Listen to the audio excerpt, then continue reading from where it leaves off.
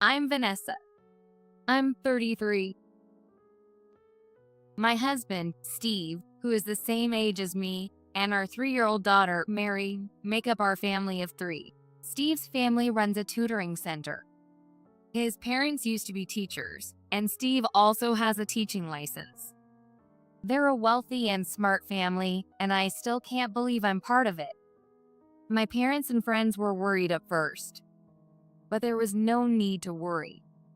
They are really good people. Steve's family warmly accepted me, an athletic type. Claire, the mother of 3 sons, was happy to finally have a daughter. I was nervous at first, but my energetic and cheerful personality is my strong suit. I decided to be myself and have built a good relationship with them. I have a level 2 certification in landscape construction management and work on greening projects in various places like parks and commercial facilities. I studied hard to get this national qualification.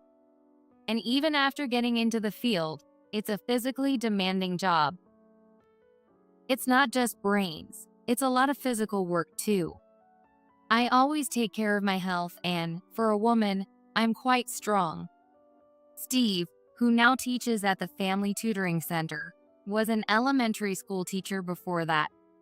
We first met when I visited the school where Steve worked to discuss a greening project. After giving birth, I took maternity leave and just returned to work last year. Since Mary is still little, my workplace allows me to prioritize my family, though sometimes I can't make it in time to pick her up. In those cases, Claire helps out, and Steve picks her up if he's free. I'm grateful for their support of my work and lead a fulfilling life. However, there is one person in my married life who bothers me. That's Diana, my husband's brother's spouse. Steve is the middle of 3 brothers, with the youngest still single.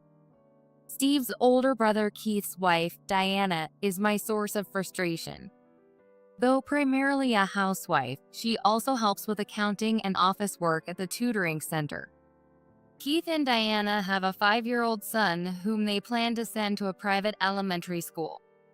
I realized Diana was a different type from me when we first met at Steve's family home. She's always well-dressed with her hair and clothes perfectly in place, and her constant smile initially struck me as charming. But Diana has a dual nature.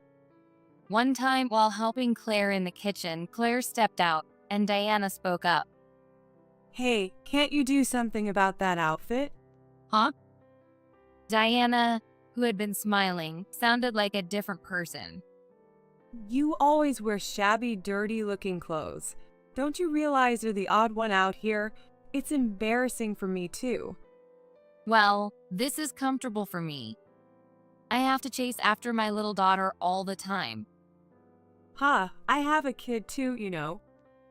Diana sighed dramatically and seemed about to say more, but then Claire returned and she switched back to her usual self. Oh, what were you two chatting about? Oh, Claire, just some parenting talk. I was amazed at how quickly she could change her tone. It's like she has a sensor and automatically switches when Claire comes back. Claire looked at me as if to ask if that was true. Yeah, just talking about our kids. Diana nodded in satisfaction. A slender Diana isn't frightening. I can handle this level of sarcasm, and I don't want to worry Claire unnecessarily. Some of my friends are troubled with mother-in-law issues. It's common to hear that mothers-in-law can be a source of stress. Compared to that, my mother-in-law is very supportive, even of my work. I thought, if I can't handle a bit of sarcasm from Diana, what can I handle? But every time we met, Diana would belittle me. Once, I ran into her on the street talking to a few of her mom friends while I was on the way to a job site. We made eye contact, and it would have been weird to ignore her, so I said, "Hi, Diana," and nodded. Oh, hello. I was in a hurry, so a quick greeting was all we exchanged. But that night, the phone rang. Well, what do you think you're doing? As soon as she realized it was me, she started yelling without even a greeting. What do you mean? This afternoon, don't ever speak to me dressed like that again. How can you walk around in those work clothes? It's unbelievable. You saw us, right? It's normal to be well dressed, even if there's no special occasion. All those moms are sending their kids to private schools. You're in a different world. I was so embarrassed. Diana ranted on. Well, I was working, so those were indeed my work clothes. I don't care. Just don't speak to me outside again. It's embarrassing. But isn't that strange? We're family. I've told you before, haven't I? You don't fit in with that family. And just so you know, you've never been just a sister-in-law to me. She hung up abruptly, leaving me stunned. Did she really need to call and say all that? She continues to make snide remarks whenever we meet at Steve's parents' house or family gatherings, but only reveals her true nature when we're alone. She enjoys looking well-dressed and acting like the sophisticated wife of a wealthy family. I don't mind that at all, but I don't understand why she needs to attack me. She always wears nice clothes and carries expensive bags and accessories. How does she afford so many? Keith must let her buy whatever she wants. Keith is so quiet. He probably doesn't know her true nature. She's just that kind of person. I haven't told Keith or Claire about any of this, but the stress was getting to me, so I mentioned it to Steve. Really? She doesn't seem that way to me. He was so laid back at first. A few days later, Claire called. She was calling to share the details of a family dinner that weekend. Even though we all live about 30 minutes apart by car or train, Claire usually doesn't interfere in her son's lives. However, at Claire's request, we'll gather as a whole family only for my father-in-law Thomas's birthday, Thanksgiving, and Christmas. His birthday is approaching soon. This time, I got a private room at Thomas's favorite restaurant. We've never been there together, but the food is great, so I hope you're looking forward to it. Oh yes, I'm looking forward to it. While I was genuinely looking forward to it, the thought of seeing Diana made me anxious. You don't sound very enthusiastic. Is work keeping you busy? Oh, I'm fine. Really? Oh no, I shouldn't have let that tone slip. I hurriedly replied. Vanessa, if there's anything troubling you with our family, please tell me. Huh? No, not at all. You always help me out when I have to work late, Claire. I'm really not troubled at all. Thank you so much. I don't mean my own family. Huh? I was confused. Then it was the weekend, the day of the dinner. It was for Thomas's birthday, so I decided to sincerely celebrate, also to show my gratitude to Steve's parents. I resolved not to let Diana's nastiness bother me. I left home early, and when I arrived at the private room, neither Thomas, Claire, nor Keith's family were there yet, which made me feel relieved. I came early to avoid keeping Thomas waiting and to minimize my time with Diana. However, soon after, Keith's family arrived. Hello. Vanessa, it's been a while. Hi, Keith. Long time no see. After exchanging polite greetings, Steve and Keith started chatting as brothers do. Diana quickly came over to me, looked me up and down, and sighed. Well, what are you wearing? When you come to such a fancy shop, dress better. How many times do I have to tell you? Though her voice was low, her usual insults began. Is this really something to say on such a special day? I held back and forced a smile. I chose this dress considering the occasion. Is it that bad? It's not an expensive brand, but... Ha! How can you wear such cheap stuff? And those broad shoulders don't suit a dress. Only your wedding ring for jewelry? And you never wear nail polish, and your hands look so rough. My job doesn't allow for nail polish. Diana, aren't those long nails inconvenient for housework? Besides housework, my job involves handling plants and soil. so my hands get rough easily. Not being able to wear nail polish never bothered me.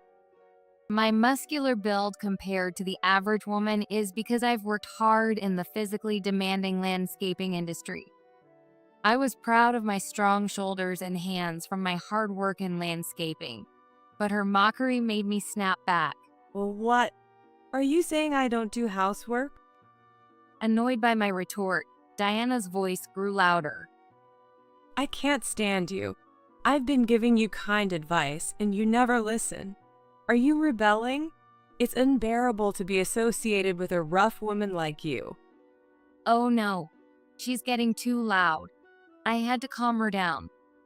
Today is Thomas's celebration. Please leave me alone. Well, what? You're ruining it. You don't belong here. I've told you. I can't dine with someone as shabby as you. Just leave. No way. Why should I leave? Claire organized this dinner, and clearly, Diana is the one causing a scene. I'll listen to your complaints later. I have things to say too, but for now, I decided to stand my ground, but now was not the time. Who do you think you are, talking back like that? Didn't you hear me? I said leave. Not just this place, but this family too. Diana's loud voice lost all pretense as Steve started to approach. It's you who should leave. The sliding door to the private room quietly opened, and Claire entered calmly. It was like a scene from a movie about fighting villains. So who was going to be dealt with? Definitely not me. Thomas and the youngest brother, George, followed Claire, who then gently closed the door. Oh, Claire and Thomas? Diana, who had been heated up, seemed to remember where she was and the purpose of the gathering, struggling to find her words. Oh, what I meant was... Everyone, sit down. Claire's calm yet commanding voice left no room for argument, and we all complied. First, mocking someone's work. Second, constant rude remarks. Third, an ugly spirit in this family. This line played only in my head, but the atmosphere felt very much like that. It looks like we need to have a talk before the birthday celebration. Thomas, do you mind? Thomas accepted it, and Claire turned to Diana. Now, Diana, what exactly were you saying to Vanessa? Wow, even gentle Claire could deliver a sharp jab when needed.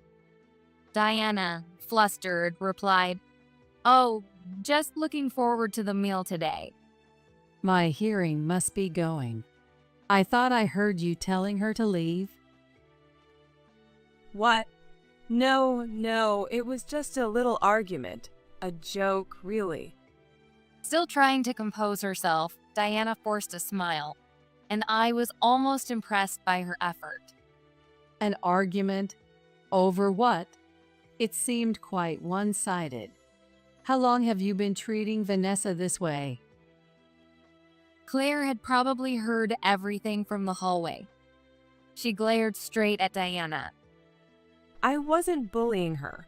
I was just giving some advice on manners and attire as a senior member of the family. It didn't sound like advice. Besides, within reason, people can wear what they want. Vanessa isn't dressed inappropriately. But in such a fancy place, wearing non-branded clothes, and barely any makeup or jewelry. I didn't want to embarrass you, Claire. Enough. Yikes. Claire's sharp command made me shrink back with Diana. The three brothers and Thomas knew well how intimidating Claire could be when angry. Without much surprise, they kept the children entertained with books and conversation. Diana, the one who should be embarrassed is you. What? Even when you visited us, I noticed something was off when you were alone with Vanessa. At first, I thought you were just chatting nicely. We were, weren't we, Vanessa? Diana turned to me with a desperate look, but I avoided eye contact. Just so you know, Vanessa never tattled to me. She hoped you'd change on your own, but your behavior just escalated. What? Diana stammered as Claire pressed on. And you always wear such nice clothes and have so many bags. Yes, I make sure I look presentable wherever I go. Where does the money for those come from? What? Diana froze, caught off guard by the unexpected question. Well, of course You help with the tutoring center office work and accounting, so we pay you for that. Even if my son said you could spend it freely, it can't be enough for all those branded clothes and bags. Have you been using the household money to indulge yourself? No. Yes, she had. I'd always wondered about the source of her spending. I thought Keith was very generous, but it turns out she had control of the family finances. Keith should have checked more carefully. Maybe he trusted her because of her convincing act as a good wife. I felt a bit sorry for Keith. Are you spending money like water while talking about private school exams? Are you saving for the tuition? Oh. You're not expecting us to cover it, are you? No, of course not. But, they are your grandkids. So that's what it was. She was counting on Claire and Thomas's money. Of course, we love our grandkids. We'd help with education costs if needed. Right? If you leave this family. What? No, Claire, that's too much. I'll apologize to Vanessa. Apologize to me? She's never apologized to me before. Right, Vanessa? You'll forgive me, right? We're like sisters. Sisters. Only as long as you're Keith's wife. Should I repeat what you said? Claire looked at me, signaling me to continue. You said you didn't want to be family, not even as a sister-in-law. Ugh. Diana made a strange noise as I cut her off without hesitation. It's not just the family money. You've been dipping into the tutoring center's funds too, haven't you? Who? Diana's eyes widened, unable to speak. Really? I was genuinely surprised by Claire's words. I suspected she was using the family money, but I never thought she was dipping into the tutoring center's funds. You were careful enough not to get caught, but we eventually found out. Paul, who's been doing our accounting for years, was also manipulated by you. Diana's face turned pale. Distribute gifts to the companies we work with, and thank you gifts for seminar instructors. You were in charge of those purchases, and the receipts kept getting larger and more frequent. You claimed they were for birthdays, or that my son or I had asked for them. No. Gifts from department stores that weren't just sweets, something we'd never done before, but you were trusted as a member of the family. Even the meal expenses for taking part-time instructors to lunch were actually you having lunch and tea with your mom friends. Ugh. The suspicious receipts kept piling up, and Paul finally consulted me. Even before that, my son had started investigating. What? You betrayed everyone's trust. Dressing up is the most important thing to you. No, it wasn't me. Diana looked pleadingly at Keith, but he just stared coldly. If all this was true, his reaction was understandable. Vanessa is the opposite. She may not be into fashion, but she always puts her family and work first. You belittled her work and probably didn't even know much about it. But becoming a landscape construction manager is an incredible achievement. She must have worked hard to earn it. Claire. I felt a rush of emotion as Claire's praise caught me off guard after Diana's thorough dressing down. She's the kind of person who doesn't mind getting her clothes dirty or her hands covered in soil. Have you ever seen her work passionately? How could you belittle someone like that? Tears welled up in my eyes as Diana slumped, unable to offer any more excuses. Our tutoring center may not be as big as the national chains, but we've built trust by caring for our students and their families, growing little by little. What matters most is people, their hearts. You don't belong here, Diana. You need to leave. Claire's firm declaration was so impressive that I almost felt like applauding. After that, Diana, who had been playing the part of the ideal wife in a wealthy family, was thrown out.